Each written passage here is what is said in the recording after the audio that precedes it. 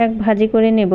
আজকে পাট শাকগুলো বেছে ধুয়ে পানি ঝরিয়ে নিয়েছি এবং হাঁড়িতে দিয়ে দিলাম ধুয়ে রাখা পাট শাক।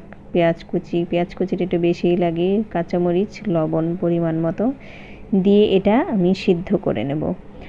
সিদ্ধ করে নেব বলতে এটা থেকে পানি উঠবে, পানিটা ভালোভাবে শুকিয়ে নিতে হবে।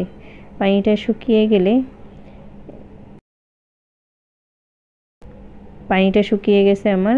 এখন আমি কড়াইতে তেল দিয়ে দিলাম, দিয়ে দিল দুইটা শুকনো মরিচ, লাল হয়ে আসলে দিয়ে দিব রসুন কুচি লাল হয়ে আসলে দিয়ে দেব সিদ্ধ করে রাখা পাট শাক। সিদ্ধ করে রাখা পাট শাক দিয়ে দিলাম এবং এটা ভালোভাবে নাড়তে হবে।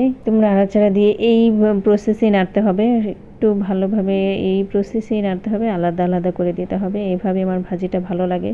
রোজার মাসে পাট শাকটাও আমার কাছে অনেক বেশি ভালো লাগে। একদম স্বাস্থ্যকর একটি শাক, সময় উপযোগী, একদম খুব মজার একটি শাক। পাট শাকের পুষ্টিগুণ সম্পর্কে এবং উপকারিতা সম্পর্কে আমার পেজে আপলোড করা আছে, অবশ্যই দেখে নেবেন। অলরেডি আমার পাট শাক রান্না হয়ে গেছে, একদম দেখতেও খুব সুন্দর লোভনীয় লাগতেছে।